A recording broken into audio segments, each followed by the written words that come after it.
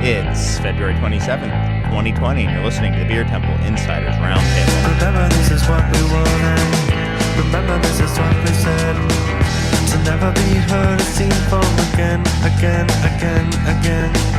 Remember, this is what we wanted. Remember, this is what we said. To never be heard or seen from again.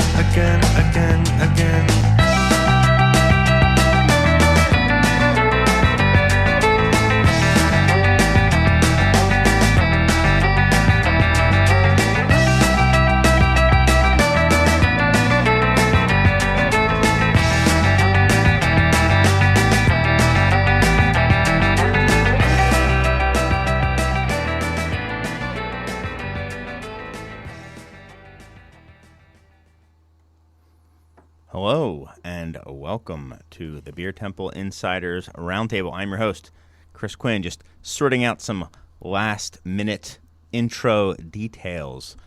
So, sorry for the slight delay. It was not the fades problem. The old me would have blamed the producer when he was wrong, but the new me covers for him when he's wrong. How long is this going to last? I think it just ended, literally, as I was saying that. But thanks, everyone, for tuning in to Lumpin' Radio. We're coming to you yet again from Studio B here at the Co-Prosperity Sphere in beautiful Bridgeport, Chicago. Yep, that's the city. It. That's the one. That's the community of the future. Yeah. Mm-hmm. Not Connecticut. And no. Bridgeport, Connecticut is not the community it's next to where of the future. It definitely is not the community of the future, though. Anyway, thanks, guys, for tuning in. And thank you to Lumpin' Radio for having us on yet again. Thanks especially to Misters Logan Bay and Jamie Trecker, the fearless leaders of Lumpin' Radio. And thanks to producer Serge for the masterful fade-ins and all the technical expertise that he lends to this show. And thanks to you guys for tuning in, and whether that's via the airwaves on 105.5 FM, whether you're listening in your car or on an old radio that you had to dial in, those still exist. And if you're listening via that was a really loud fan. That was a really loud fan. Yeah. It distracted me.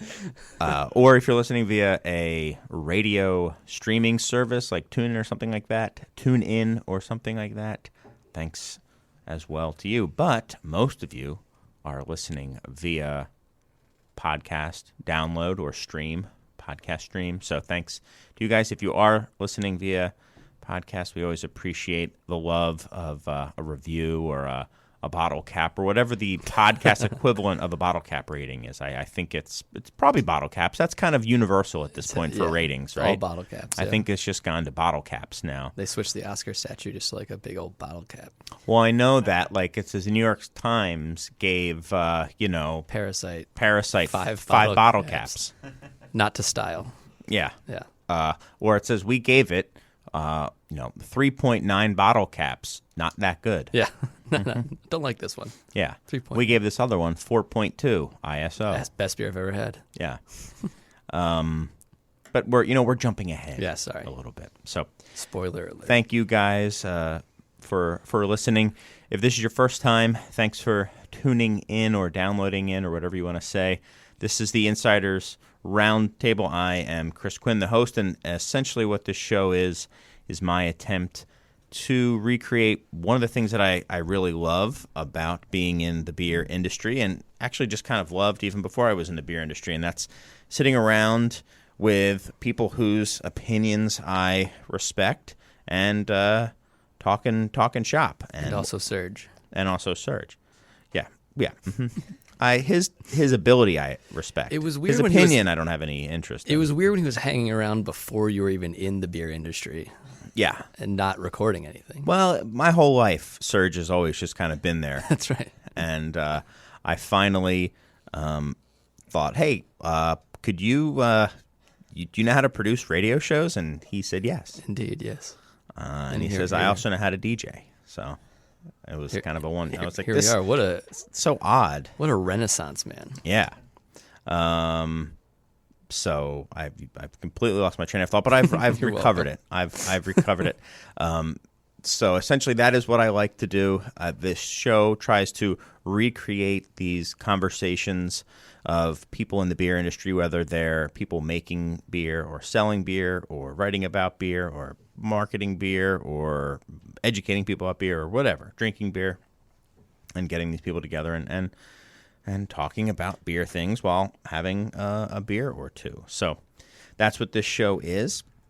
And before I get to my guests this week, I want to mention that their opinions are solely their own and are not the opinions of any other entity that they may or may not be affiliated with. For example, pick one example, Mike, of someone, some things who you do not represent their opinion. It starts with an L and ends with an umpin radio. Nah, forget it. I'll give you next time. Yeah. No, you got it. Lumpin' Magazine. That too. Close enough. Okay. So Mash Tun Journal. Mash Tun Journal. All right. Well, no, that's still around. That's definitely still around. Sure. Yeah. I think it's going to acquire Rate Beer at some point. Yeah, probably. No, that one's already got acquired. Never mind. So with that, I will introduce my guests. I introduce them in order of seniority, that being how many times they've been on the show. And you're the front runner, man. You don't have a majority, but you have what is it? Oh man, I don't know the word. Plurality? Plurality. Yes. I think we're getting deep. We're Yeah. using all sorts of words we don't understand. Yeah, but you have a plurality. So that's you, Mr. Mike Schallau. Yeah. Strong Mike, the man of many nom de beers. That's right. You can't just have one. No, you've got many. What's new with you? I went on a trip to Europe recently. That's right. That was pretty great. I have a friend that lives in Luxembourg, so we flew into Luxembourg, spent a day and a half there because my luggage got lost. I went through Portugal. Wow. I had like a less than an hour layover in Portugal. And getting off the plane, I went to the flight attendant, and they were like, contact us if you have connecting flights. I'm like, I'm boarding in like 35 minutes. And they're like, oh, that's bad. Why did you book this flight? I'm like, I didn't do this. Like, Orbitz did this. Right. And like, I don't know what to tell you. I'm like, can I like move up Start to the walking? Like, can you tell me where this gate is? And they're like, no, we don't have a map or anything. I'm like, really? They're like, our airport's small, and just kind of shrugged at me. I'm like, anything else? Like, do you want to move closer to the door? I'm like, yeah, I would like to move close to the door. So I made it onto the flight because it was delayed, but my bag did not. So I just had to wait in Luxembourg for another like 12 hours. All very important things about your beer trip. Yeah, this is going to be a short story. Yeah. So, but then we drove along, my friend and I drove along the French-Belgian border, going to a bunch of saison breweries as like research for what I'm doing now. Where'd you hit up? We hit up Blaugy, where we got to hang out with Pierre Alex and like see their new brewery and their old brewery, which is they're insane. Where like the new one is super nice, and then the old one is crazy. They could even make beer in it. It's probably like the size of maybe this radio station. It's like maybe 400 square feet, and they have a. See, people on the radio think that this is a massive complex. It's palatial estate. Mm-hmm. Yeah, well, this is only one of many studios. B. Yeah, Studio B. They go all the way through. There's definitely a Studio K, so it goes at least that far. Yeah, there's at least that many. Yeah. But so they have a boil kettle / mash tun. So they would mash in that vessel, run it off into a holding tank, then they'd have to grain out, transfer it back into that kettle, and then boil it in there. And it like that alone blew my mind. I was like, and some of their tanks had a double turn into them. And so I'm like, how long did it take you to make one batch of this beer? This is incredible. It made me appreciate it even more. I think they were only doing like 200 barrels out of that place, which is not that much beer, but was a lot of work for them. So like every 2 weeks they'd have to brew like 6 days straight to keep on their schedule. Wow. But now they have like very nice equipment. He was like super excited about how they had an actual hot water tank. hot liquor tank instead of just like having to boil water and put it in this thing where it was at varying temperatures throughout the day. Lots of kettles on stoves. Right. Well, they also have a mash filter, which is very unrustic of them, but very good for quality and consistency and efficiency. Okay. And then they also in their pub they have an open fire, like it's like a wood burning fireplace, like fire. No, like where they cook food. Oh, and it's just like in the like middle. A stove, yeah. But it's like stove. It's like a grill just in the middle of the pub. And as I was saying, like, oh, you can't have that in Chicago because of like regulations. He's like, why? And then starts telling like a couple stories about how it almost burned the entire place down. I'm like, that's why. That's why. Yeah, the food was great. And from there, we went to Oberon, which is like right on the other side of the French-Belgian border. Beautiful setting. Yeah, you showed me a views. picture, or I saw a picture online or something. It was amazing. And I was there in January, so imagine that in like the summer. It's like situated right on this river with all these trees, and there's like an outdoor patio. One of the coolest auditory experiences I've ever had in a tap room, or I guess not a tap room. They don't have any taps. It's like a bottle room, but like they only do like cork and caged bottles. So when you ordered one, they'd be popping all the time, which was super cool. And like the music was really low, and you hear people talking French. Yes, which is like makes it classy. But yeah, that was like one of the most. How do you say things. ISO in French? I don't think they ever feel that feeling. Okay. There's no translation. Yeah, it's purely it's an like American staircase wit. You know, they don't have that. But yeah, it was beautiful setting, very nice. People were tolerant of our not speaking French, which was great. That's cool. And then we drove to Esquebec and went to Thierry. Oh, we also hit up DuPont, but we did that early in the morning when they weren't really open, and just bought some bottles. That was another very cool, like it's like a campus almost. Like, yeah. If you ever been to like the Bourbon Trail, it's kind of like the Buffalo Trace of all of them, where you go in and you feel like you're inside of the town of. It's not the town of it, but Troops or whatever it's called, but it feels like its own little town. Then we drove to Esquebec and went to Thierry and stayed. So you're going back and forth over the border.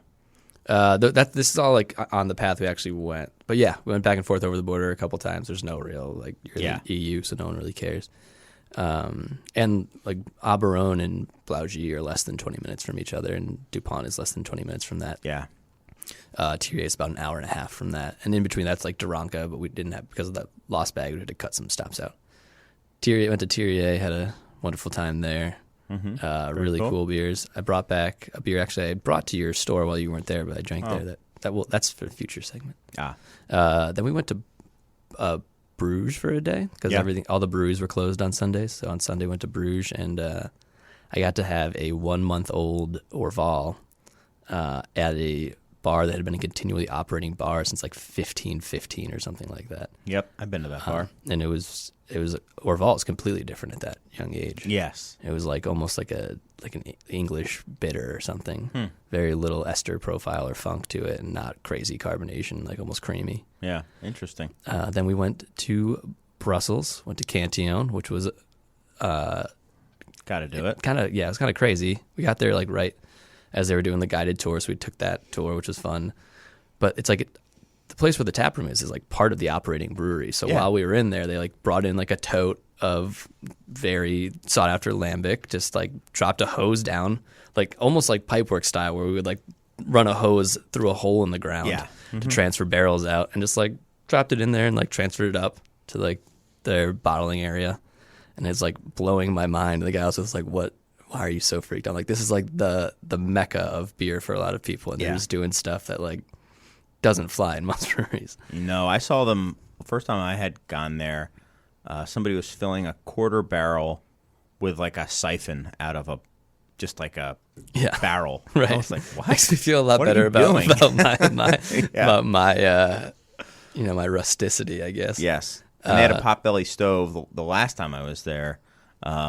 And they were breaking up old barrel staves using them just to burn. And I was like, do you know how many people would like just want? You could sell single staves for like $50. No, they just burn them. I feel like they're making their money there, though. There's plenty of things that they're charging you for. But like, think about all the lambic breweries here, the sour, not lambic breweries, the wild breweries, Metho Traditional breweries, who would just buy them just to like throw into their beer, just to say we have a Cantillon stave. No, just like put them in to see if it could get like some of the juju. Yeah, like, right. in their beer. Yeah, And put them over their coolship and be Right. like, oh, this is now it's gonna Straight be up good. dip it in. Anyway, so that was cool that you went there.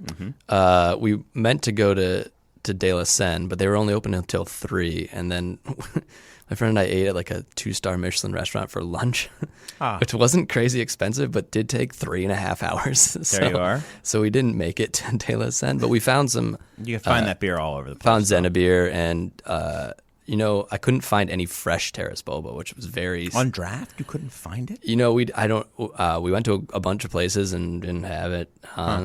We found the Zena beer. We found bottles of Terrace Boba, but they weren't fresh. Right. I found Zena beer just at like a random spot. Local bar. I went to Motor Lambic, spent too much money at Motor Lambic, drinking Charbeeks Creeks and nice. But Which one? The little one or the big one? 2 stories or 1 story? The one in Brussels, like They're both in Brussels. the one in like the city center more. There's Yeah, one that's like the further new one, out. the big one. Yeah, the new one. Yeah. And then honestly, the best lambic I had the entire time I was there was Tilken on hand pump at Motor Lambic, which was crazy. Yeah, they do that. They have all sorts of. They have Cantillon on hand pumps sometimes. Yeah. Actually, we ordered the Cantillon. They're like, have this one instead. I was like, okay. And we were like few researches deep, And Got it. Yeah. So it's like whatever you say. All for R&D. Well, that's amazing. It sounds like you had a wonderful time. It was a great trip. Cool. Well, thanks for coming on. You just landed, right? yeah, like 20 minutes ago. No, like a couple weeks ago. Okay, cool. I'll have you know that I think things are maybe starting to get a little bit better between you and your brother. He said that Method Dust was the best beer he'd ever had on this show, on the air. Oh, wow. I also heard that it was the best Zombie Dust clone from Cool Breeze. So that's pretty high praise from those two. Yeah, the it wasn't. It's not a Zombie Dust clone. I don't know. It doesn't have anything to do with Zombie Dust. Well, he's not going to tell you. I mean, he for his own ego purposes, he has to. So to translate it to normal English, he said it was better than Zombie Dust. He just wasn't allowed to say that contractually. Right. Even when he's just sitting around. Yeah. Got it. Well, let's bring in our silent guest, who's probably, if he's still around, lamenting the fact that he agreed to be on the show. We've got, it's been a while, but we have Danny Fullpint back on the show. How's it going, guys? It's going well. Yeah, sorry, I was just reading your little text to me. So, what have you been up to, man? So we started off the new year. We were invited to the Side Project Invitational Festival of Barrel-Aged Stout and Barley Wine over in St. Louis for Side Project. Mm-hmm. And that was our first trip to St. Louis, our first trip to Side Project. And I didn't know what to expect. I've been to a few Midwest festivals, Dark Lord Day, very familiar with Fobab and Great Taste of the Midwest. So I was wondering if I was, headed to another. What's the radio word for that?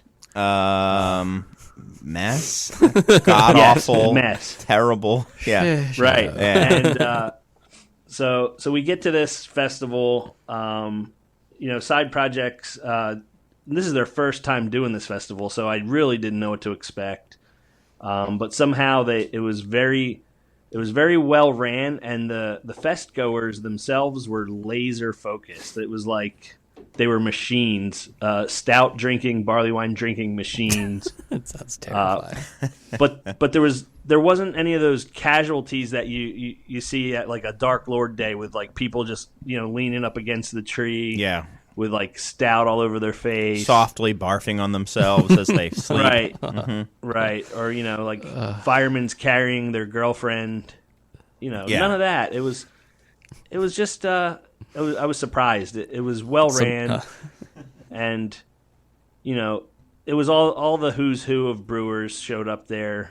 And everybody, I mean, it wasn't like some festivals where they'll bring the one big, heavy barrel-aged beer and then have, like, a Pilsner next to it. Mm-hmm. It was just all stouts, all barley wines. Just heavy hitters. No respite at all. You want something light? Too bad. Here's a barley wine. And then all the brewers were drinking Natter Days. Probably. Right. Well, yeah. So Side Project has that other label called Shared. I think it's called Shared Brewing or Shared Beer. Yep. And they had kind of like a real low key tap of corn lager and cold brew coffee. So Okay. if you were smart enough, you would just nurse on that and not, drink barley wine for 4 hours. Right. And so I read your review on your website, the Fullpint, and seemed like people were pretty responsible. They were, and I do attribute the price tag kind of keeps out the riffraff a little bit. So Okay. I think it was $150 or $175 a head, and I think it does take you got to be really serious, and it's not just a casual let's go get wrecked on all you can drink for 4 hours kind of a crowd. So, And what did you what did you leave with for that price? Or was it all on site consumption? all on site. And so there was a big buzz there you going go. around that there was supposed to be like a gift bottle. I don't know if Side Project's done some sort of event where they've given out a bottle or something, but there was a lot of talk before the festival. Right, about what the trade value was going to be? Right, exactly. I mean, that's a big thing with Side Project is the value of those bottles. Right, exactly. So, yeah, there was a lot of talk of, we're all going to get gifted a bottle, but that didn't happen. Nobody was complaining about it. Everybody was pretty cool. Yeah. And, you got to engage with the brewers, which was really cool. Like all the rock stars you would think from all, the cool breweries. Yeah, all very approachable. Yeah. And on some of those, the A-list beer festivals nowadays, yeah, I mean that's one of the things is where the people are there themselves, kind of doing the pouring. So I think that's real important. And it's funny, there is like a circuit. So like if there's at a certain level, you're going to have like Monkish will be there, Tired Hands will be there, maybe Omni Pollo will be there. Oftentimes, Trillium, Fontaflora will often be there. I'm trying to think of who else. You've got these, and then you've got some of the hot whippersnappers as well. Will be there, like Weldworks, and I don't know who else was who. So hold on. So Mike, who at a elite level, who's there? Was Chase from American Solera there? And then Danny, you'll then confirm or deny or say I don't know. All right, let's go. Here's a game. We'll just go back and forth. Or saying who would be there? Yeah, let's just imagine who would be there pouring at the Side Project. Festival of barley wines and stouts. Well, yeah.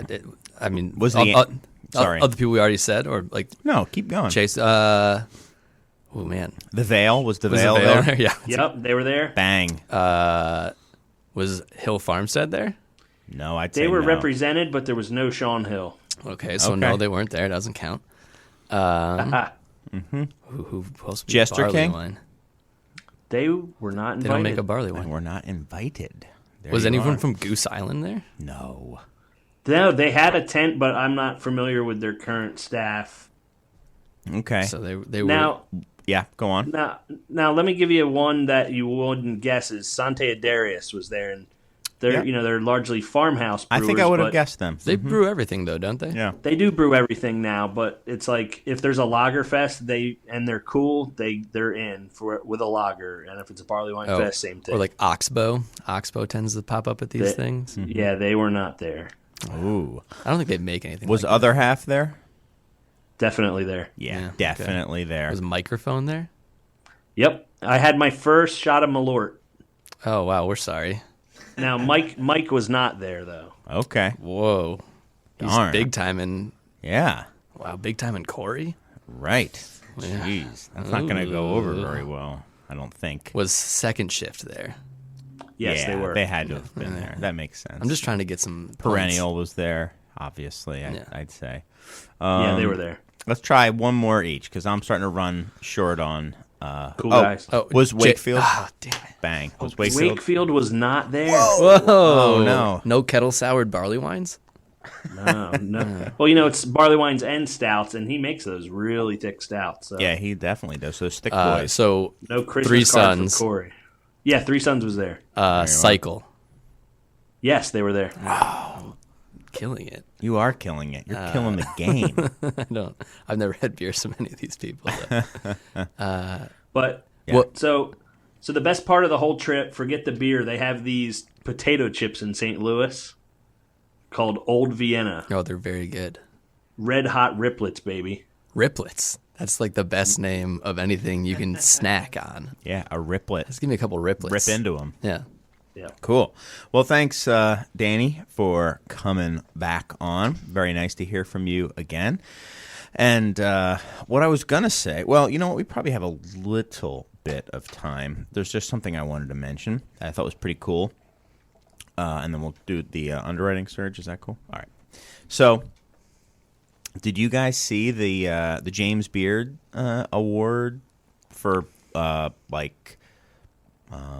I don't know, the one for beer, producer, wine, and spirits. Yeah, producer? beer, wine, and spirits. So, got to give some props to some of the people who were on that list. We had Brule the Fourth. Yep, we had Tired Hands, Jeff Stuffings. Jeff Stuffings of Jester King. There was Chris Quinn. Cloudburst. Yes, I was on it again. Yeah. Mm-hmm. The category will soon be named after me. The Beer Evangelist category. Cloudburst from Oakland, California, which I don't really know much about them at From all. Oakland? I thought they were from Seattle. Oh, maybe there was another one from Oakland. It was I thought that was like an Elysian guy. Region X or something, I think it was called. From I should probably have this up, shouldn't I? And then our pals from Scratch, the Scratchy people, Yeah. Marika. They've been nominated a couple of times, right? I don't know. I don't know thought if they they had. have. I hope they win. I think really they should. cool. I think they should win. I'm just gonna Do you like put it- Scratch? Not really, but I think I still think they deserve to win. No, they were. Aaron was of Scratch was just up today. Oh, nice. Yeah, I thought about letting you know that, Mike, but he wasn't around for too long, and I figured you'd be way down in Bridgeport. I was on my Connecticut. diesel particulate filter Yeah, getting that saga replaced. today. Yeah, it was great. So, but yeah, really, really, really cool. He has no idea how they got on the list, has no idea how anyone would get their beer if they were to, how they could possibly win because they make about 300 barrels of beer a year. And you get about 100 of it. Yeah, I get a good amount of it. So, Maybe the James Beard people hang out at Beer Temple. yeah, he did say James that Beard Temple. their beer was served at the awards. They have a big dinner where they have some highfalutin chef come in and do a special dinner. And one year, the chef asked to serve their beer with So how with could the dinner. James Beard possibly know about them? Right. Except for the fact that their beer was served at their dinner? Well, Come a couple on. of years ago. Come on. But yeah, some guy from the Netherlands, a chef from the Netherlands, came in to New York and said, "I want to have Scratch beer served with the food." So who the heck knows what's going on? That's pretty cool. That is pretty cool. I thought Must that was- listen to the show. He must. Yeah, it's probably he listened to the show. And if you know Huge in the Aaron Netherlands with the from beer temples. Scratch, he was just couldn't wait to brag about it because that Yeah. guy. Just He's won't like stop talking. Jerry Nelson level loudmouth. Yeah. Those two together in the same room, and it's like like you're a- lucky to get a Like word a humble off. in. Yeah, exactly.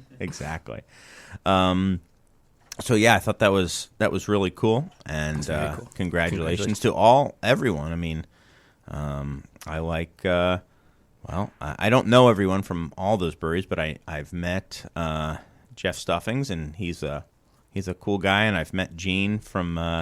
You would say he's a cool. He's Does a it cool say guy who? too. These are cool guys. Billy Zane, listen to your friend Billy Zane. He's a cool guy. And I've met Aaron, and he's a cool guy too. And you know what, Mike? You're also a cool guy. Did I just get nominated for a James Beard Award? What I'm trying to say is yes. Oh, awesome. Yeah. You've been nominated. It's an honor. Yeah, but what I also want to say to you, Mike, is you're listening to WLPNLP Chicago 105.5 FM Lumpin' Radio. And with that, I think we need to take an underwriting break for about a minute to a minute and a half, and then we're going to come back with our first main topic, which is it involves bottle caps. And that's all I'll say. That's what we call a teaser in the biz. So stay tuned for more of the Insiders Roundtable. Welcome back to the Beer Temple Insiders Roundtable. I am your host, Chris Quinn, and I'm sitting with Serge and Mike. Just straight Mike. Yeah, just Mike. Straight up Mike. Mike, also known as Mike Strong, his given name. That's right. Yeah, his birth name. Yeah. And Danny Fullpint, also his given name, I believe. That's your birth name, right? Government name. Yeah, that's your government name. Got it. And we were talking over the break, just very briefly, because it's such an insane story that Aaron from Scratch told me today. He has nothing to do with anything, but it's so crazy. He took a canoe. This is the type of guy this you're dealing with here.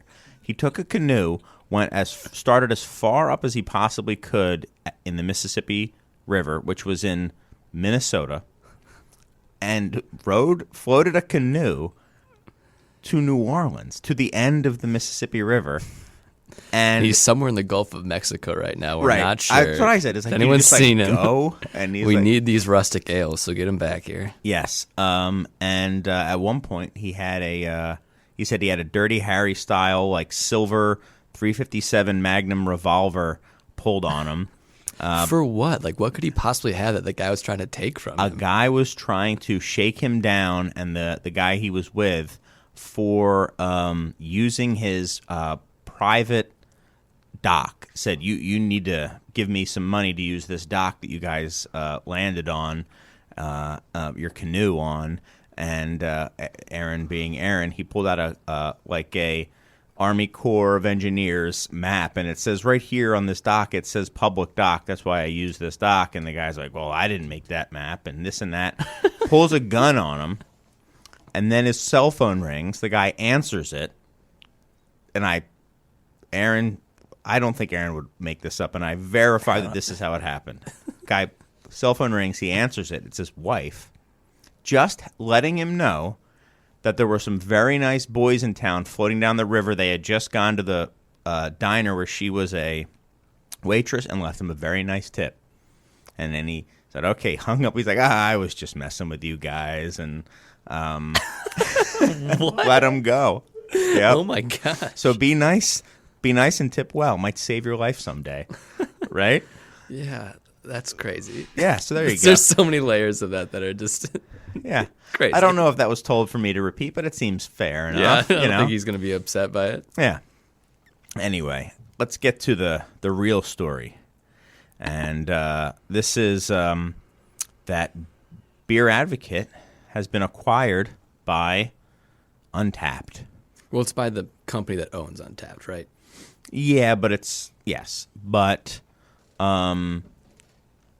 but Untapped and Beer Advocate are merging. It's like Next Glass or something like that. But if you read like what they're the way that the Ahlstrom brothers are talking about it, I mean, it seems pretty certain that it's it's for Untapped. I mean, if you look at their thing, it says Beer Advocate and Untapped.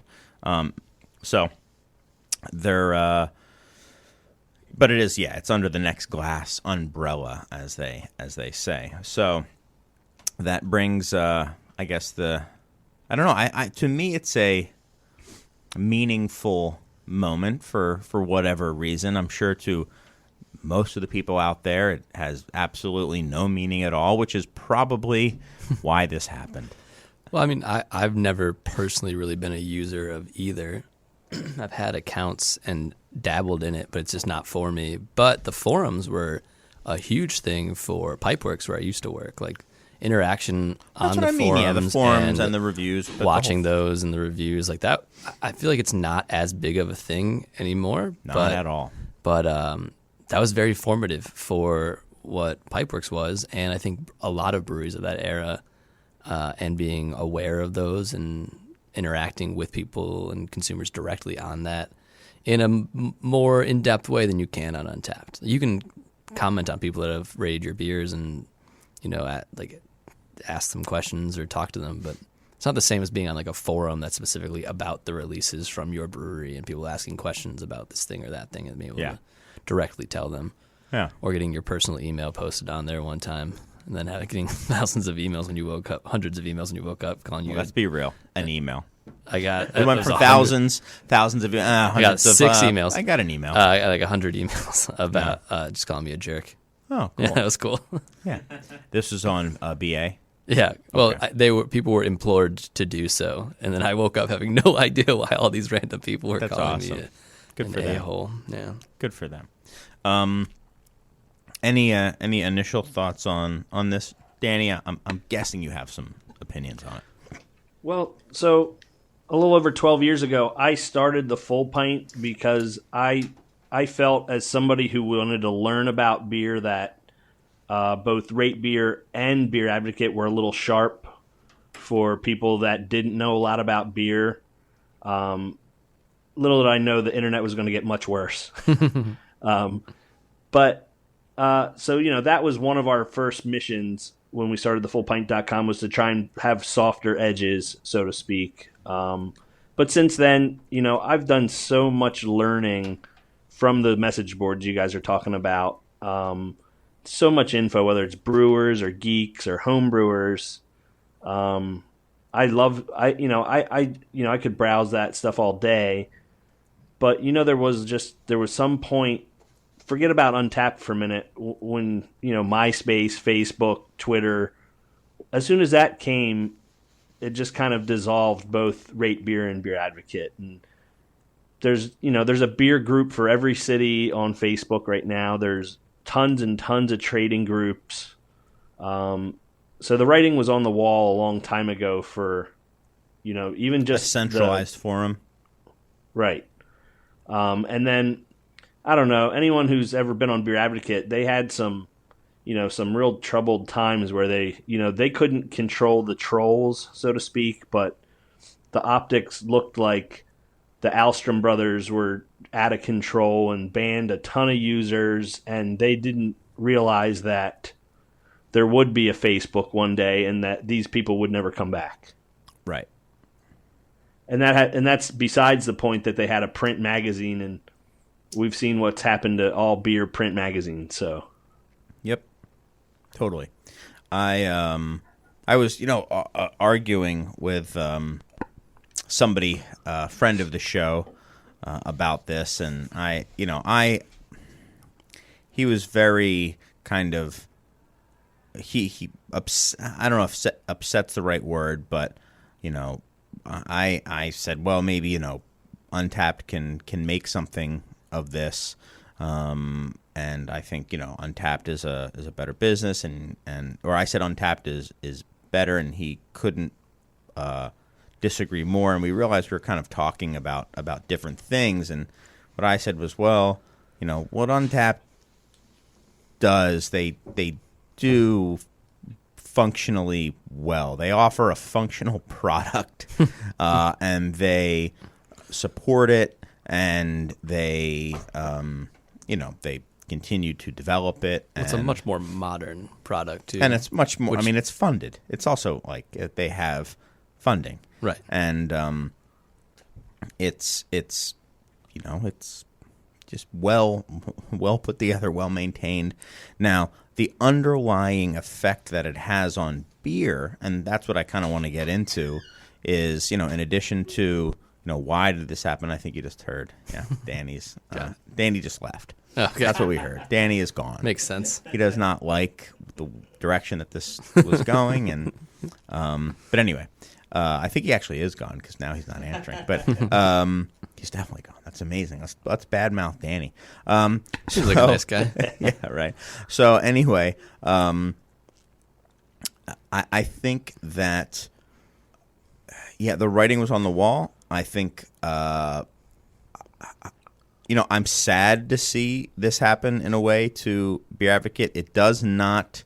If this didn't happen, I think Beer Advocate would have just ended in kind of like a fizzle. Yeah, it could just probably would have just this disappeared. is how it was going. But I do think in its heyday that it was really a special place, and in a limited sense, it probably still is or was, the day before that this announcement was made, and may still be today. And I'm sure there's a lot of people in the industry now who got into their first foray into kind of serious beer geekery was fostered in large part by Beer Advocate. So I think it is, an important part of the growth of craft beer. But I also don't, I'm not really crying too much for Beer Advocate, because I feel like they had all the opportunity in the world to make Untapped irrelevant. I mean, they could have just put they're still. I mean, their long-awaited app is a joke. I mean, that was been mentioned in that article, right? They can finally make an app. Well, they nixed it, didn't they? They nixed it, but the fact, they've talked about this app for I don't even know, 5 years or something. I mean, it's insane. Sure. I mean, I'm pulling that number that out of nowhere, but it's forever. Let's do some alternate reality things real quick. Where do you think if they had created a success, like an app that was navigatable and user friendly, yes, do you think Untapped would have risen the way that it has, even if it had been funded, or do you think that what the product that Untapped gives to beer consumers is more desirable for the majority of beer consumers at this point, where it's just simple 1 to 5? You don't even have to leave a review. You don't have to take a picture. You don't have to say what you actually think about it. Just check it in, tick it, and then... And the video game aspect with the badges. Yeah. Yeah. Well, that's something like... I used to read this thing called like the Left Sets letter, which was this music industry letter back when I was in college, when I thought I was going to be in the music industry. And even then, they were talking about how badges are oddly... like this was like 2010, that badges are driving consumer behavior online like gamification, baby. Right. And so...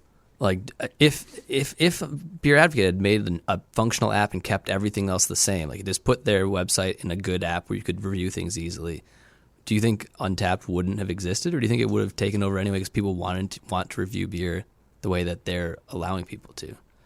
Because Beer Advocate had to write something, right? Yeah, they changed it to try to be more like Untapped because nobody wanted to do that anymore.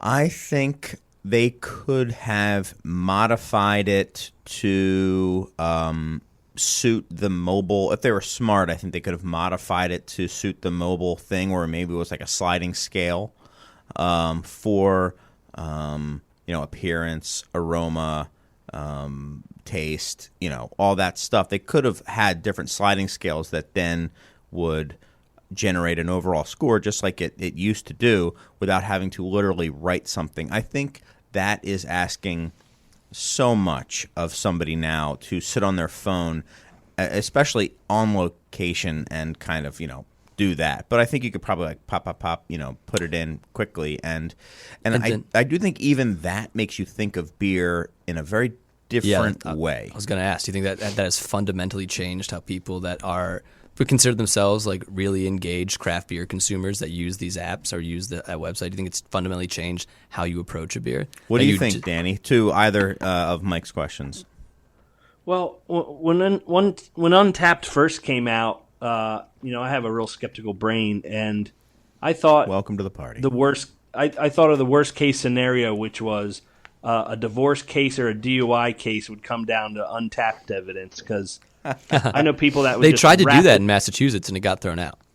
Oh. Right, just like rapid fire ticking, where it's like, I got eight more ticks to get a badge. I'm gonna bang this out. There's just I hate to be such a downer, but it's like a trail of alcoholism.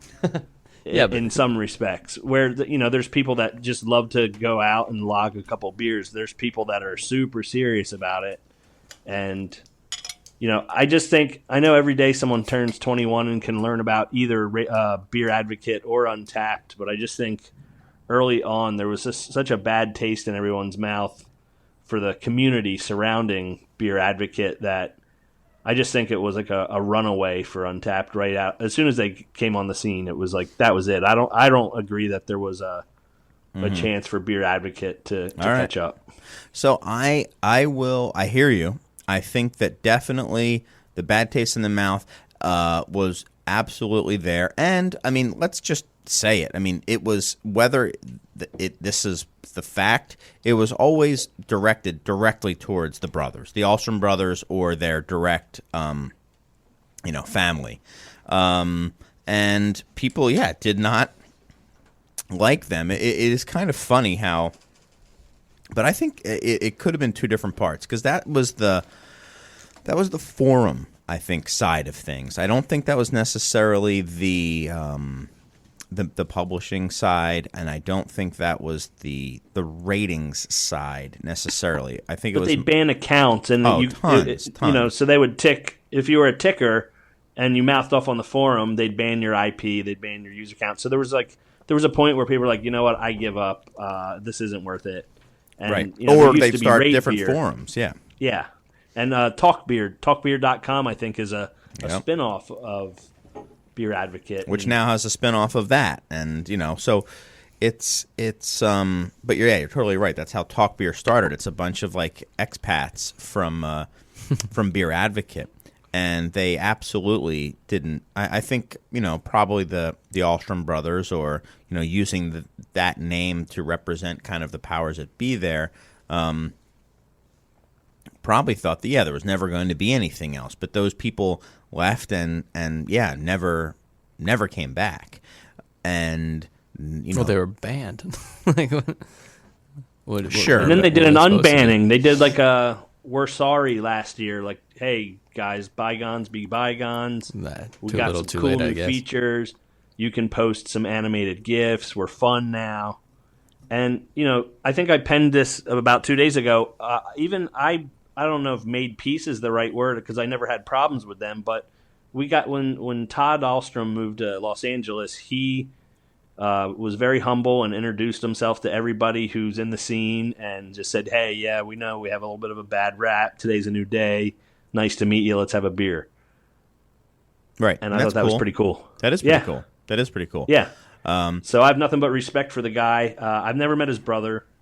And, I just think it was a little too late by the time they turned the corner on all that. Yeah, I definitely just I agree with that, and I think it was kind of too late. But I do think that the people who used Untapped, the bulk of them have no interest in a beer forum. Right. I just don't think I agree. I agree with that. So I think that the Beer Advocate, if it was just there, it could have been that for potentially everyone. It could have been you log on just to do your ratings, but then there's this whole discussion side. And maybe Untapped will bring these people into the Untapped website. I know that there's this strong brand, quote unquote, with Beer Advocate, but I almost hope that they just kind of roll it over into Untapped and just make it, a forum, because I do feel now that there is the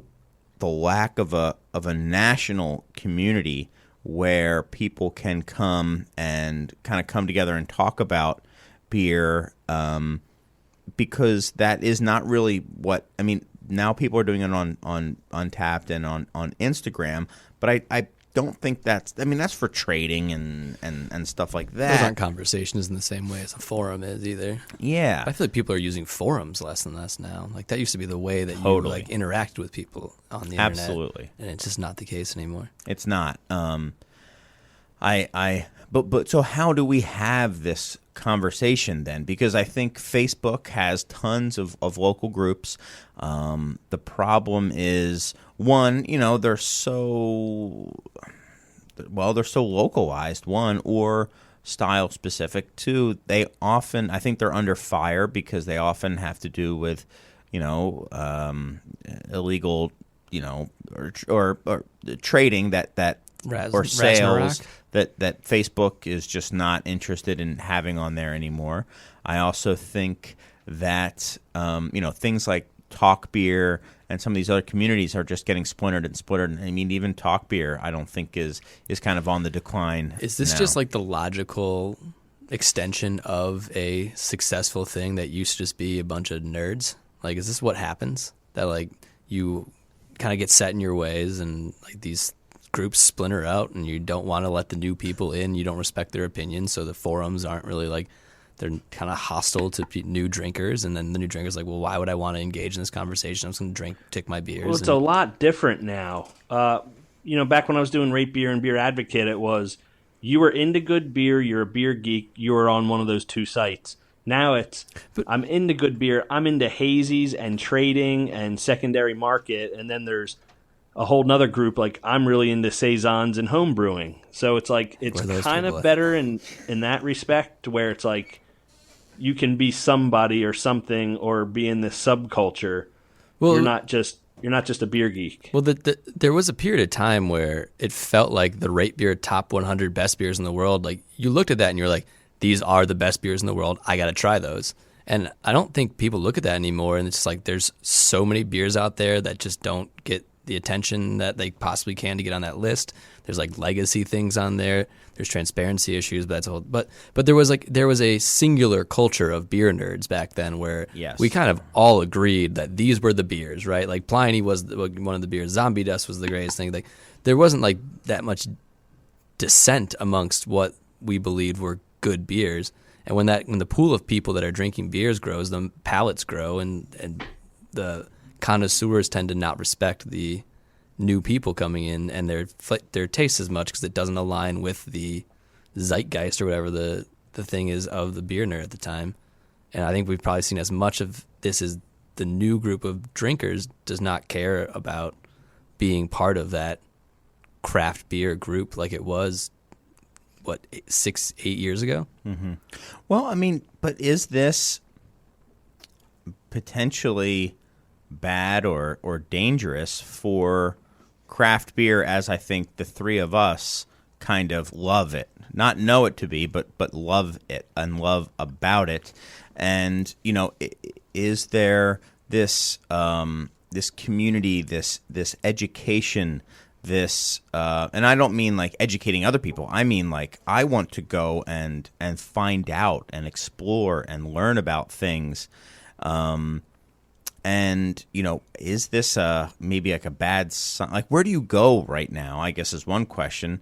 And two is, is it, what can, this is kind of going away, I feel. And what does that say for craft beer?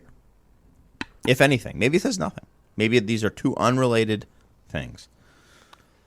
I just think the communities are decentralized, but it's probably bigger than it's ever been. I mean, I keep thinking the people that are going down and flipping cans of Monkish for rent money are not going to be into beer.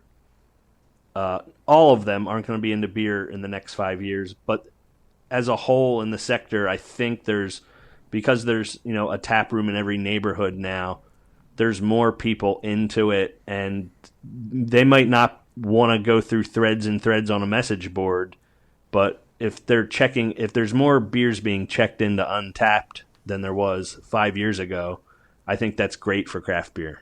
And I don't think the guy flipping the cans of Monkish for rent money is probably really bothering with Untappd. So I think probably the growth numbers you would see in anybody's database right now is probably a good sign. Yeah, no, I agree. I think I've made that point several times, that the whole pool of people drinking craft beer is so much larger that there's probably, take Saison, the thing I'm focused on now, there's probably more people in the United States that are aware of what a Saison are and that know they like Saison than ever before in the history of people drinking beer in America. There's just so many more people drinking so much more craft beer. I was looking at production numbers. In 2008, there was about 9 million barrels total of craft beer made by independent breweries. So in 2018, there was 25 or almost 26 million barrels of craft beer made. So there's just so much more beer being made, so much more beer being consumed. Just because a lot of it happens to be hazy IPA doesn't mean that people aren't also more aware and more interested in the things that we used to love too. There's just so much more noise to signal ratio. I There's think way more, and I'm gonna push back. I mean, this is I think just a general disagreement that you and I have, Mike. And I'm saying there's less style availability, and you're saying, well, there's probably more Belgian triples being made now than ever before in the United States. And my answer is like, okay, we'll find one on draft in Chicago. Well, they're probably at tap rooms. Like they're probably at places that maybe because you try to send beer out into the market, and you could be making the best Belgian triple, and it's still hard to compete with the dollar like that someone's going to spend against the hazy IPA. Like it's just well, then we're back to a monoculture. Sure. We're back to a monoculture, and it doesn't matter if it's craft or big. I mean, it matters, but like it's still not what I'm really interested in personally. And this is all about me. Let's face it. The world is, it's just a construct made for me. It's a simulation. That's probably more true than you want it to be. So I just think that I do think more people being into craft beer, more people using Untapped. I do love, and I think Mike, you and I, and maybe Garrett of Pipeworks. Like I remember an early conversation where I think we were early in on Untapped as a source that should be paid attention to, because a lot of people were poo-pooing the users of Untapped as just like, oh, these are just idiots, or these aren't the real connoisseurs and stuff like that. And I think we were like, exactly, this is right. But these are the people. And that's like, if you look at how you describe growth in any sort of emergent field, it's like the very early adopters. I forget what the middle one's called, but like that's where the bulk of people are.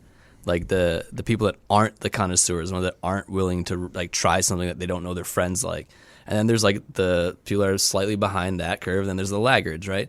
And so Untapped is for the bulk of the bell curve, right? It's people that don't necessarily have the vocabulary or don't want to like get as into it as everyone else. And that's the majority of people for most things. Like the way that craft beer was 8 years ago, they're nerds. We were called nerds for a reason. We got really into something that was esoteric at the time. It's not that way for the majority of people who are drinking craft beer anymore. If you like beer now, you're not necessarily a nerd for it. Mm-hmm. You're not trying to find out like what esters are, or like you want to know about hops. You know the things you like, and that's all you need to know. So, do you think that there is a let me restate it. I worry, because like Danny, I can be kind of a skeptic, that there is no really large place of authority, I guess, that someone can, who's a little bit interested, has used Untapped, can like just forever fall down a rabbit hole of just like, wow, I absolutely love this. Where can somebody really break out of the bottle cap popular style? So and again, I want to say this, like, it's not that I hate certain styles with a passion because they are what they are. I may not personally like them, but if every beer being made was my personal favorite style of beer, but it was an absolute monoculture, I would not like that either. So right. I want a place where people can go in and explore and then get motivated, maybe even do their own thing, or start hyping up something that they really love in their neck of the woods, and then someone can trade for it, but out of like genuine like advocacy rather than trade bait. Because now, I mean, there is like, you could probably just go on a map and be like, okay, there's this many people in this region, there's going to have to be a hype whale brewery in this region to supply this secondary market. And then I bet you there is one, and there's this guy. Right. Does that mean that beer is better? No, it just fills a need within that populace of people. And like, that is so uninteresting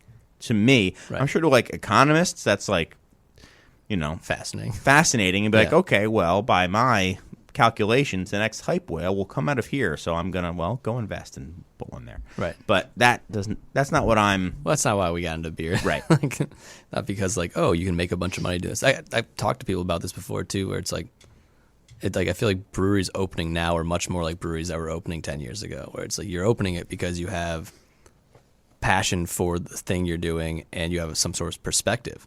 Because 10 years ago, you didn't open a brewery because there was a 0% failure rate, because you knew you could do X, Y, and Z and have a line out the door selling crazily priced 4-packs of cans. Right. But that might be a side to this conversation. No, it's not. But let me quickly say, because Serge is poking me, and that means it's time for me to tell you that you're listening to WLPN LP Chicago 105.5 FM. What's up, Mike? I do like your point you were trying to make before, where does someone go when they're just getting in, they realize that they do like this? Do they have a place to go to see what, can they click on raters and see what they like? And that was the thing that I did on Beer Advocates. I looked at things that I knew I liked, and I saw someone that liked those too. I looked what else. I lurked, looked man. What they liked. Yeah. Yeah. Or I looked at forums about things. Not as much, but is there a forum or a place for people that want to actually get into that's an engaged and accessible to a new person? I don't know. That's Danny. Do you have any idea if this exists? I think right now the biggest the community. I would say that's not a great in-depth resource with the interaction of a message board. I think Facebook, not Instagram, is the closest you're going to get now. And I say that because people aren't hiding behind screen names there for the most part. Mm-hmm. There's some bad eggs on Facebook, but you look at Instagram, Twitter, and Reddit, and you got some characters hiding behind, crazy avatars and crazy screen names. But I think the only problem I see is you'd have to know what you're looking for. And if you're new to beer, you might not know where to look. The jump off point. Right. I feel like also Facebook doesn't, it would be hard to organize it as the way that a forum is organized, where there's specific conversations that you can get to easily. Do you know what I mean? Because when you go into a group that's say you're in St. Louis beer lovers, that's just going to be whatever happened most recently. If you get into I had a Saison, where do I go to find more about where I can get Saisons? And some of those groups are dumpster fires, absolute garbage. I know. I'm in some of them. I've been in some of the ones on. I don't really use Facebook anymore. I've been in some of the ones in Chicago where the worst I went forums on them, I've ever been on. And I had sites. to leave them because it was so much negativity about something people claim to love. And I don't know if it was funny, haha, let's dance on the grave of some things. But it was just so much vitriol about beers that were good beers. Things that, not things that were horribly flawed or even tasted bad, but just looking at trash. Just people looking to be mean. And I feel like that's a big inhibition to a lot of people. But also or inhibitor, I guess not an inhibition. But also the worst of the chasing down the rare stuff just to take a picture of it and show that you have it. It was just this weird braggadocious element as well. Your hauls, but sometimes your hauls are hey, look what I got. I just went to this place. I had a lot of fun. But then other times it was just you notice oh, you're not drinking these so you can brag that you have them, and once you drink them you can't brag about it anymore, so you don't want to drink them because the bragging is what's important to you. And that stuff was horrible. So I was talking to somebody else in the industry today, and he brought up a really good point about Beer Advocate that he loved. Was the forums there, you could get somebody like a Garrett Oliver or a Greg Cook. Danny Prignon from Fantôme was notorious for being on there. Yeah, just posting on there. Yeah. You could get Tommy access Arthur, to these people. Tommy Arthur. Yeah. They would post be nice, from time to time. And, talk about... I mean, just like you're never going to get that, or you're so much more infrequently going to get that in a local forum on Facebook. It's just where too like much. that was the authoritative place to go to talk as a fan or as a lover of craft beer. And guess what? Garrett Oliver was a lover of craft beer. Now, he'd speak authoritatively sometimes and would answer questions that people had, but, you know, and I'm not saying he would just go post like anybody else, but, I mean, that is pretty special, and it is great for building community as well. Hey, So go open the front door and turn on the outside light. Yep. But he said, anyway, cut his mic. Well, we don't know when he's amazing. coming back, so you got to leave his mic on. Yeah, it's amazing.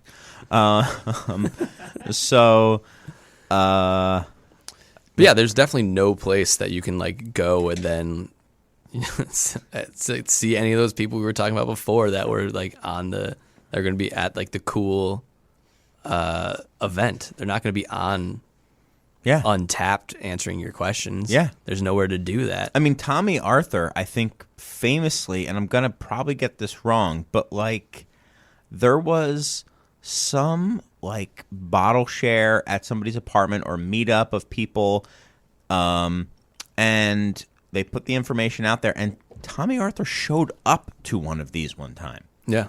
And knew what he was doing. Like, this is going to be cool. This is going I'm going to be a god for a couple of hours. But I don't think that was in like.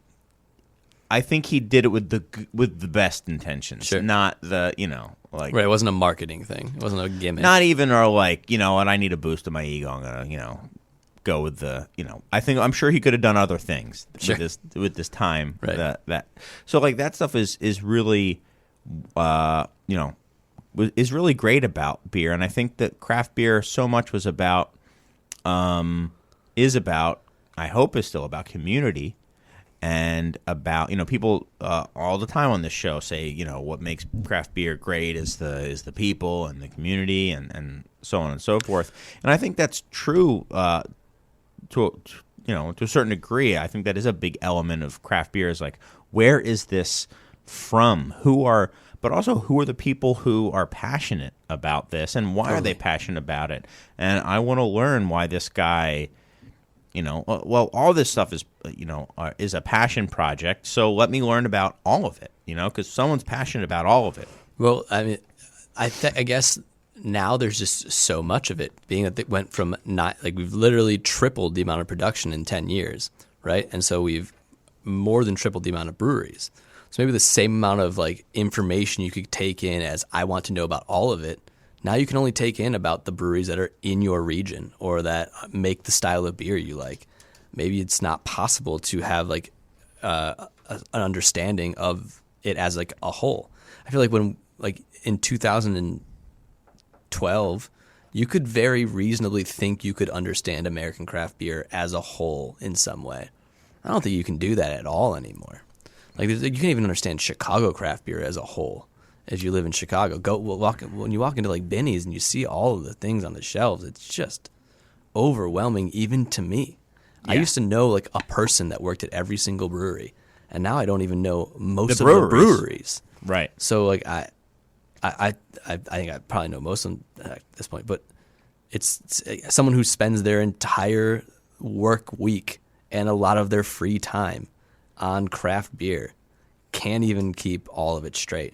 So how is someone who works a real job and has like a job outside of the craft brewing industry, has kids, commutes, how are they supposed to spend nearly as much time or energy on it and understanding the scope of it and the styles that are cool and interesting? I don't know. I empathize with like people that aren't getting into it the way that we would think would be the most enriching for them.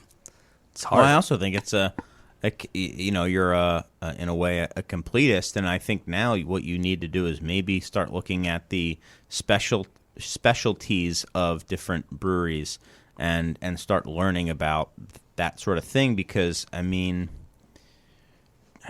do you really need to know 30 local examples of the same style? Right. Especially when they're all going to be singular releases that you may see 3 to 4 times a year at most. Right. Well, if that. I mean, that's being generous. I think a lot of the ways people are engaging with it now, rather than being like, I'm into craft beer, is like, I'm into XYZ brewery. Like, that's it. They make all the styles. They may not know they make them to varying degrees. I like the people there. Man, I don't see a need to get to know all of it, because I can go there and get my cup filled up of what I want from my brewery. And to me, and Danny, I mean, don't wait for us to call on you. Just kind of jump in here. But to me, like, that is the fact that, like, they make all the styles, maybe to varying degrees, but I'm not aware of that, is such a bummer, because totally.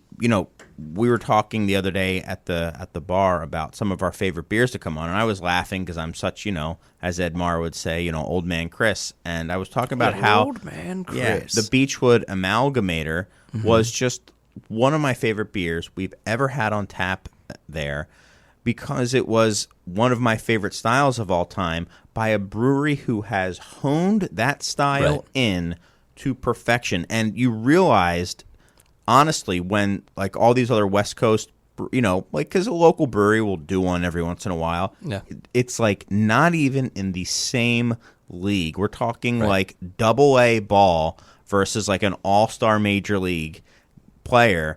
It's just, but you can't get to that unless you're making it again and again. So people are nailing. I mean, they're crushing certain styles, right? But there's so much stuff out there that if you just make pick a random style, you're not gonna. It's not going to be as good as it can be if you actually hone that style in. Couldn't agree with you more. And that's not happening. I mean, I could agree with you more. Like, what we're doing now at was like, we're finding out about the way that we use the same yeast for every single beer, and we're still finding out ways to make it better. And we've only been open for 8 months, but like, if you do the same thing over and over and over again, in 8 years, you can learn a lot faster than like, well, we're going to do this, but we're just going to, we're going to treat it like the way we treat these other beers. We're going to use different yeast, but we call it an English style. It's like that. You didn't make that. You didn't do the thing. I don't know. That would be a little bit more soapbox than we need to be right now. But like, you need to be making the same thing like over and over and over again to make it good, to find out things about it. And you need to be responsive to how the beer is coming out. And when you're making styles that it's just more is better, you're not going to actually learn anything about your brewing system, your raw ingredients, the way that you need to treat the beer to make it actually better. You can just put more of it in. I think it's the gamification of it's playing to people's, like, whatever, lizard brain, the badges, that you were talking about, Danny, or maybe you were saying, Mike. Both. Yeah.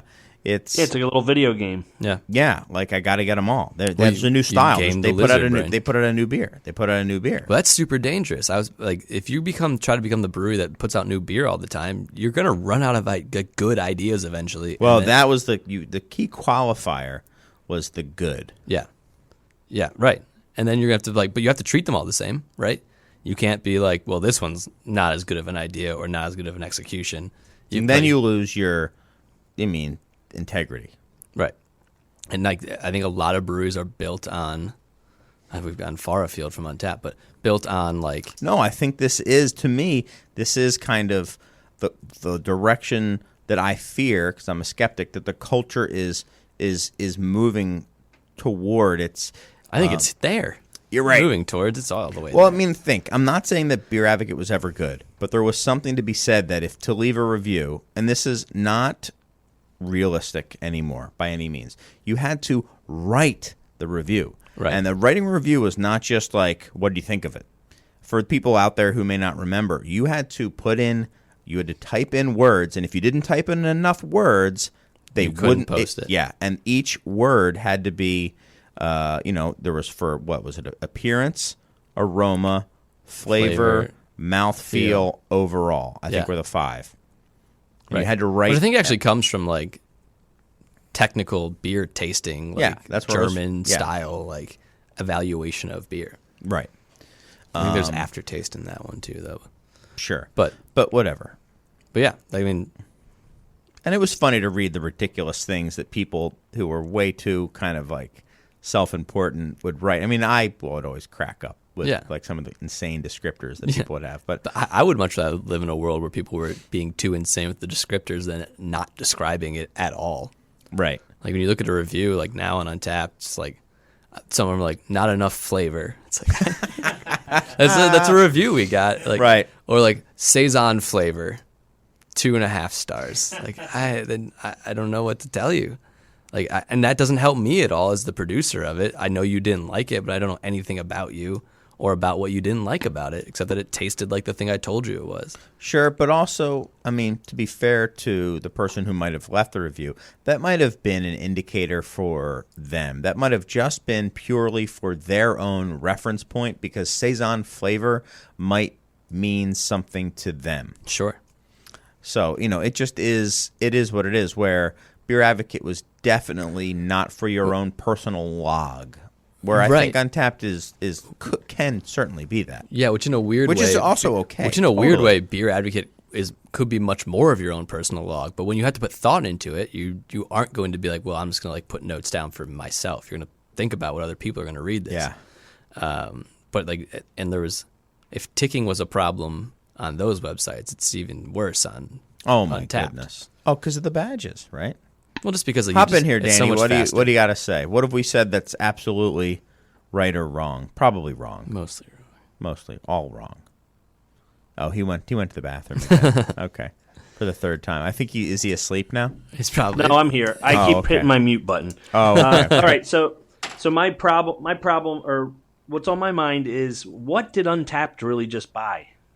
Right. Oh, I don't think they bought anything. If you look at that article, it's hilariously, they try to say it's like, oh, it's a company that knows how to run beer events. And then you read the rest of that paragraph, it's like the Extreme Beer Festival would see 12,000 guests. Amazing. And then it's like, but then it was like, in recent years, it saw 750 guests per session. So it's like, so it's receded from 12,000 to probably 1,500 to 2,000? So is that they've had some problems with their events too? Well, Untapped certainly has. Oh no! Well, yeah, Beer Advocates had some challenges or some hurdles, with getting those bills out for those beers. Yeah.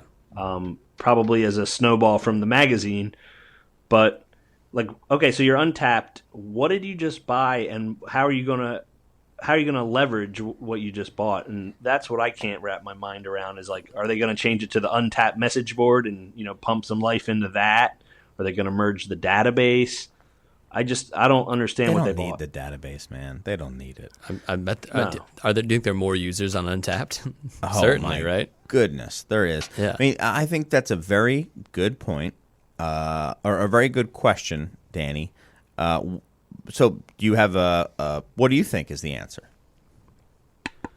What do they buy? So they're missing the text, they're missing the community, and that's all I can think is that they give that community a facelift, and now it's an Untapped message board. I certainly hope so.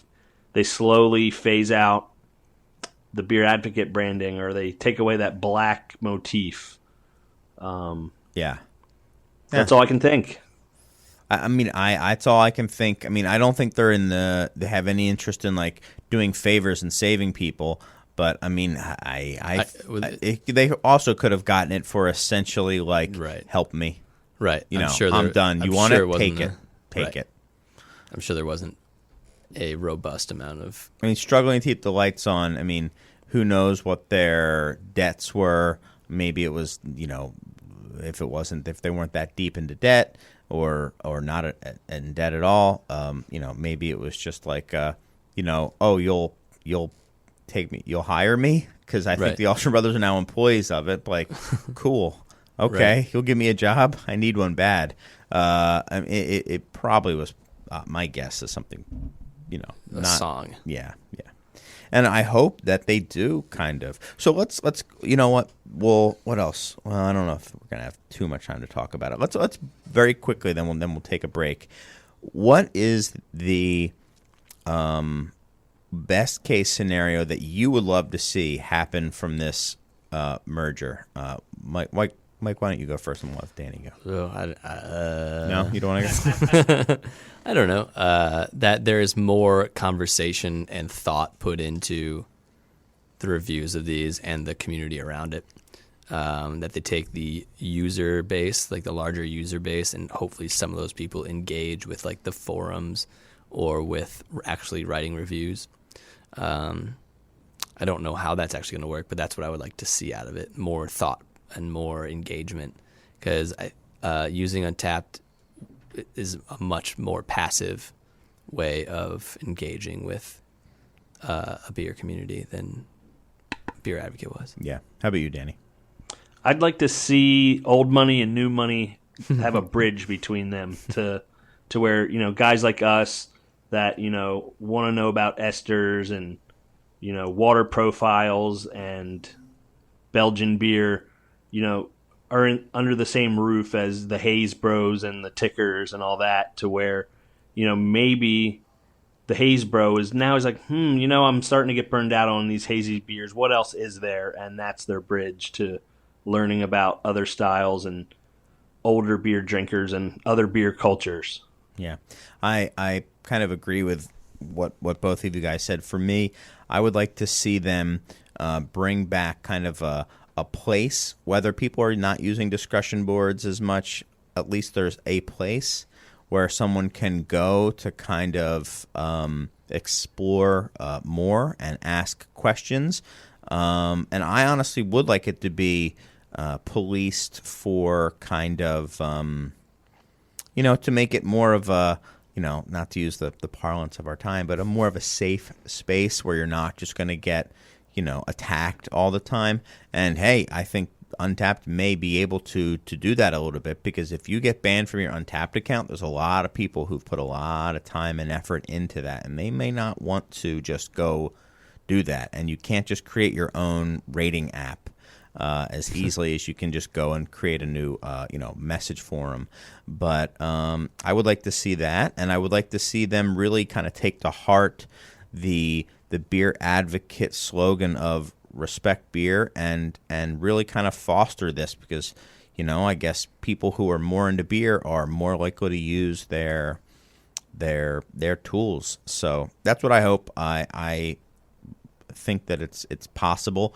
I think if they bought Beer Advocate for any reason, that's probably one of them. So that's what I hope to see, and we'll see. I mean, maybe in a year from now we can check and see how things are going. So DJ Surge is very antsy. He's got to get his fades in. So loves those fades. Yeah, he loves them. He does not stop talking about them. When we go on break, he's His like, "Wait, I've got a new one I've been working on. I'm gonna bust this." Yeah. So we're gonna listen to some music, which is really just a vehicle for the fades, and then we will. So really listen back, to the fades. People. Yeah, come back with more of the Beer Temple Insiders Roundtable.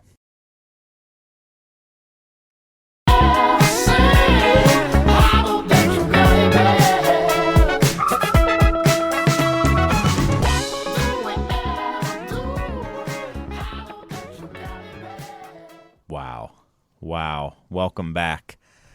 That's one of the best fades I've ever seen. I wish you guys could see it. I never thought a fade could bring a tear to my eye. You are sobbing. Yeah. I'm going to need a moment. You need to keep yourself together, man. Welcome back, everyone. You're listening to the Beer Temple Insiders Roundtable. This is your host speaking through, Verklempt. Yeah. I'm Chris Quinn, and I'm joined by Danny Fullpint and Mike Schallau. How are you guys? Moved. Pretty good. Good. Okay. Well, I'm not just waiting for I'm collecting myself. I'm not waiting for my computer to unsleep. So, there's no visual component to this, right? They could. Yes. So let me. So here's we do letters here from time to time, and sometimes we get handwritten letters, which are great, hand typed, hand printed out, I guess, if that's a thing sometimes. And if you want to send one of those, you will certainly be given a little a prize, a swag prize. The most sought-after swag prize, Mr. Strong, the Dust End shirt. Oh, wow. There's a few of them left, a very few. Wow, good. And if people don't ask specifically for the Dust End shirt, they get the Dust End shirt. Yeah, they get the Dust End shirt. Triple XL. No. You know what we do have a very, very limited number of is Method Dust shirts. Oh, wow. Yeah. You mean you don't have any because if you didn't reserve your Method That's Dust. true. The only way to get it was if you reserve the Method Dust. But there are a few extras. I don't even know what sizes And you can't they have them. And okay, they can have them. Never mind. I'm kidding. Never mind. If you want one Just and you write a letter. If you write a spectacular letter and also one of Method in shirt, extra small. in extra small. Yep. Then- In child's tee. Yeah. A 4T. It's a onesie. But anyway, you would mail that to 3173 North Elston Avenue. That's the address of the Beer Temple, and that's in Chicago, Illinois, 60618. And Jamie Trecker will come up and steal it. He will make sure it gets lost. Or you could send it to insiders@craftbeertemple.com, which is what Jacob did. And he writes, No shirt. hello, insiders. He did ask for a shirt. Just getting off work and listening to a recent episode of the show, number 192, Walking Man. I enjoyed the discussion about beer labels and providing accurate information about what is in the beer. But you all seem to stop just a bit short of an issue that I have been observing more often than not due to a vegan coworker. We work at a brewery together and discuss beer frequently.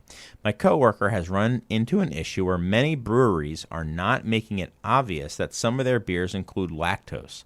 Sometimes he actually drinks the beer after carefully reading the label, enjoys them a lot, and then afterwards finds out that they have lactose in them by going online.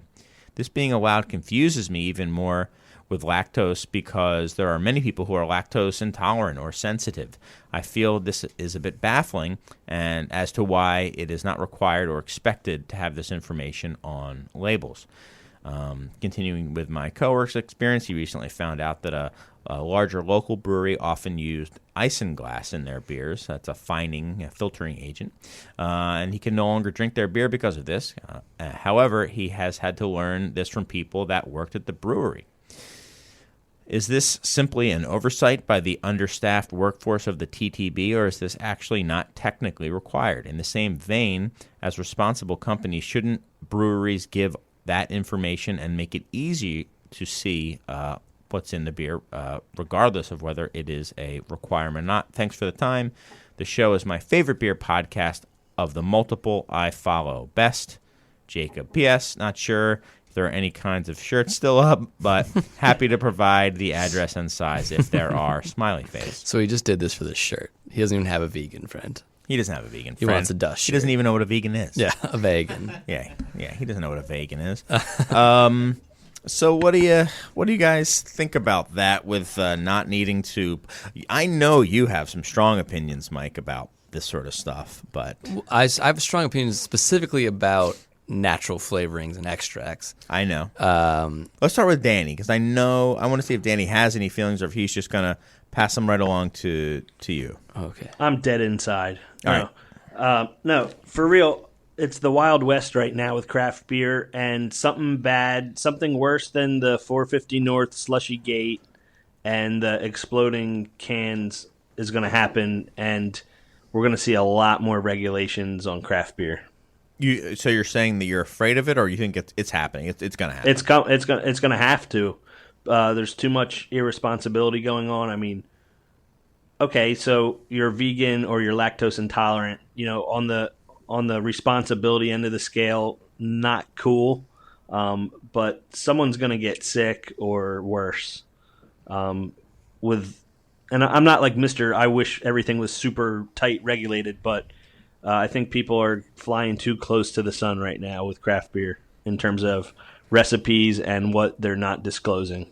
Okay. Yeah, no, I agree entirely, especially when you start using like finished food products and animal products in your beer.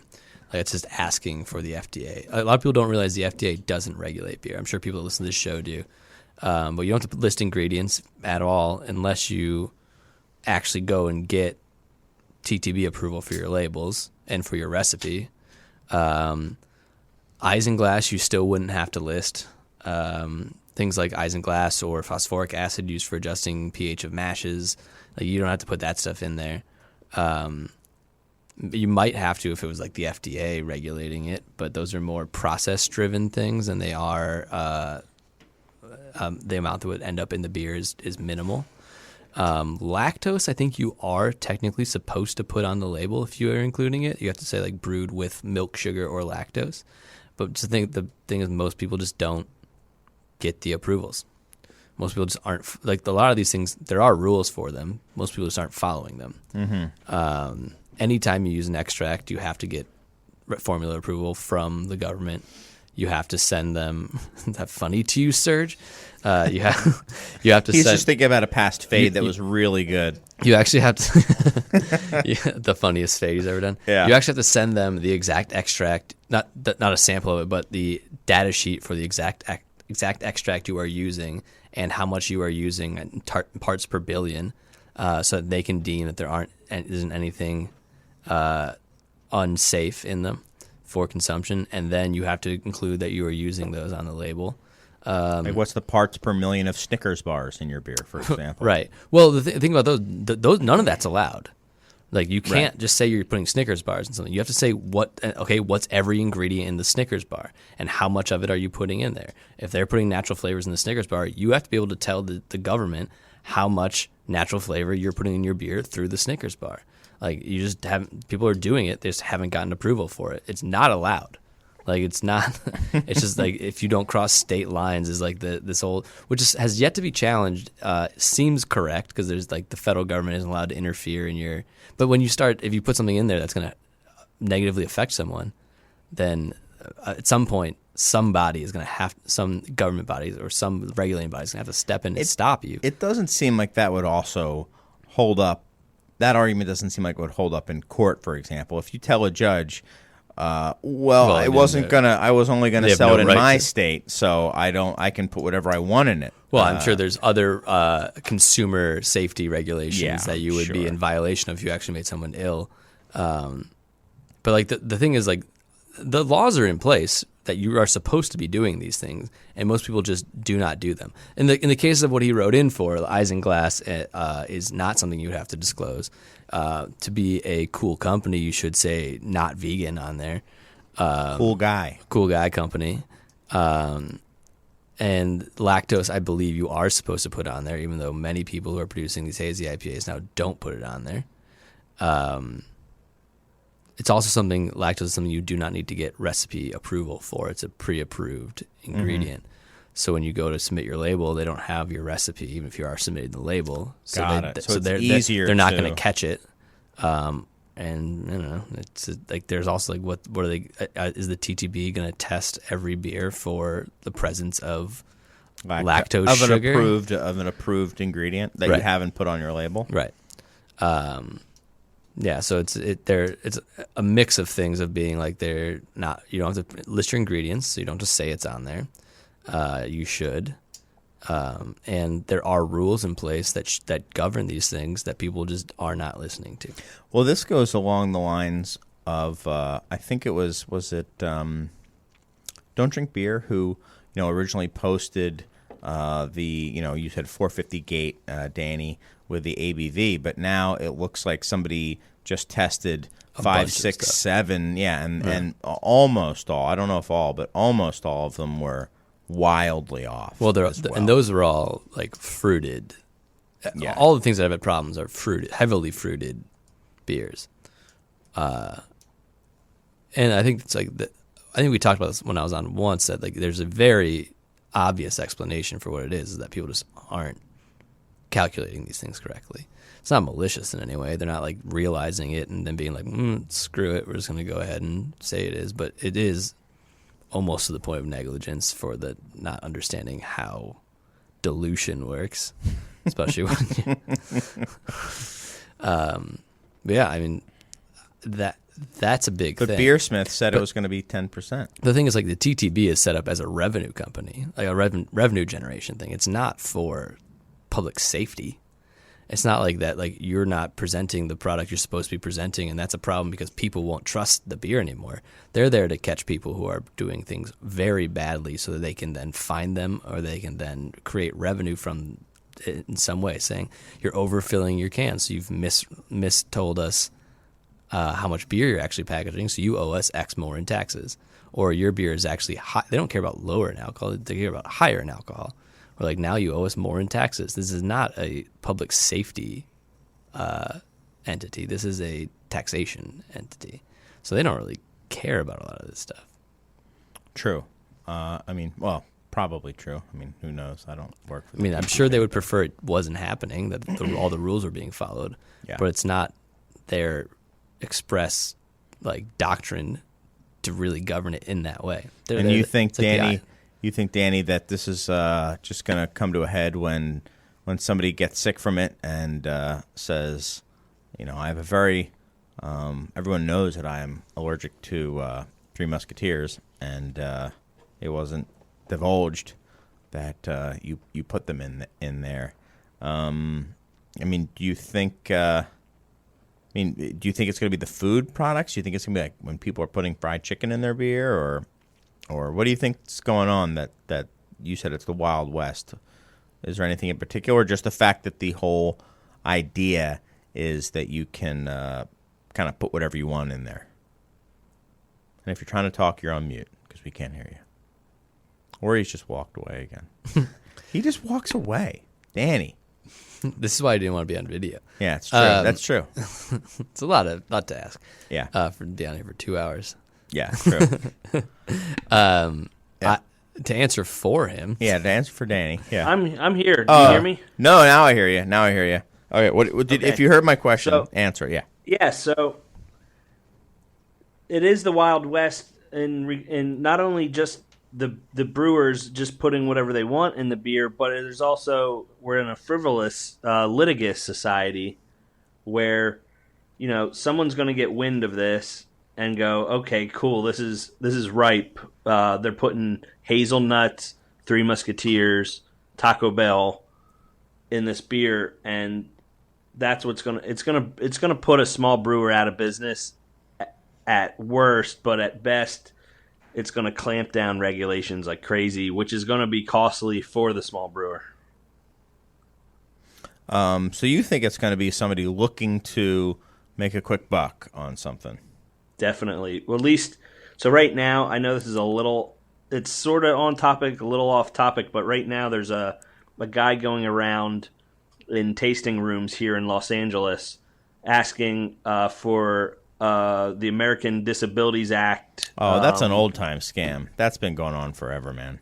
Yeah, but I hear you. We got a guy going around the tasting rooms now, and we have very new breweries, very new businesses that aren't aware of this, and it's like, oh, you don't have a hearing device for me, and it's bingo night or trivia night. Okay, here's your $30,000 fine. So along those lines, it's going to be, I'm allergic to peanuts. You didn't put peanut on the label.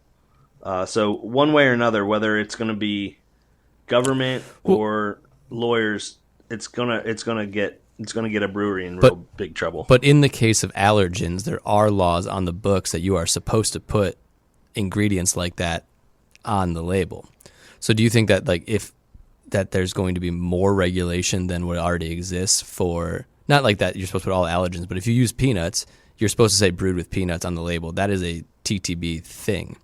So do you think that it's going to be, do you think that there's going to be more enforcement of that, or do you think there's going to be I think there's going to be, the way I'm viewing what's going on the street, so to speak, is, there's a lot of breweries that aren't even going to the TTB for these can releases. It's just these one-off beers.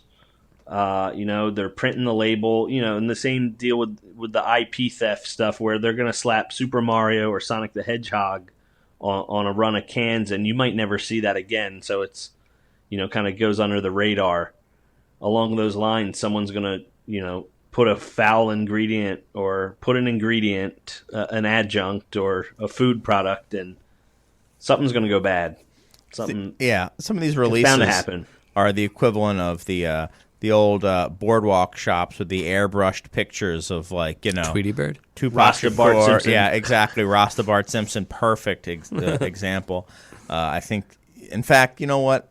I want somebody to do a can release with Rasta Bart Simpson on it. and then I want an airbrush artist to get infuriated to and airbrush be like, each can. Be like, you're stealing my IP.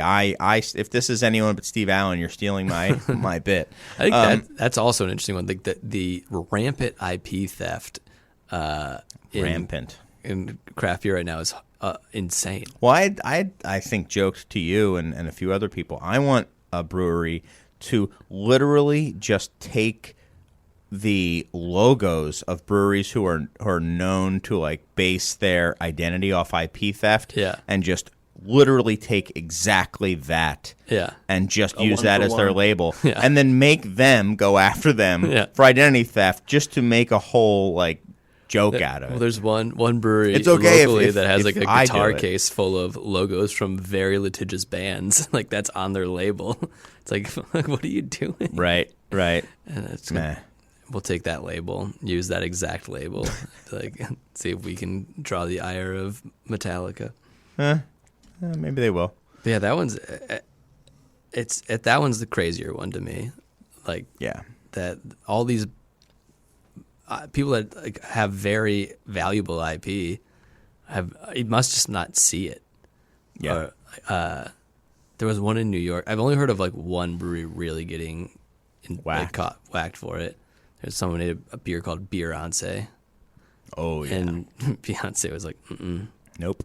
But they were being a little bit too aggressive in the marketing of it. Most of these things come and go, and no one ever even notices it. Right. Which is what most of these breweries are playing on now, both with the ingredient listing and. So along those lines, though, someone's going to get too cute with some adjuncts.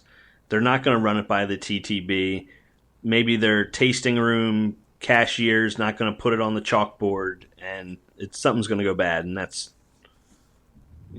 Well, I mean, something will go bad probably in a personal lawsuit, but that brewery might shut down, and hopefully that's a warning shot for other breweries that are doing that type of thing. But I don't know how much more aggressive the TTB is going to get. They're not going to suddenly have more funding. Yeah, they're not going to have any more money. But no, what Danny's saying is it might make news or something when somebody dies from having a peanut beer that. If someone is like, oh, I'm famously allergic to maple extract, and I thought this actually had real maple syrup, which I'm not allergic to, and then that's a joke, but they'll then they'll keel over and die, and then it'll kind of cause a scene, and then it'll someone will have to crack down because people are outraged and stuff like that. Right, but again, all these things are technically not kosher. Right. But I'm saying it might have to take someone getting hurt, I think, is not to speak for Danny, but I think that's kind of what he's saying for something to actually happen about it. And why do we have to get to that point? Right. There's just too many breweries and too many people, playing by their own rules. And, that old, that one bad apple.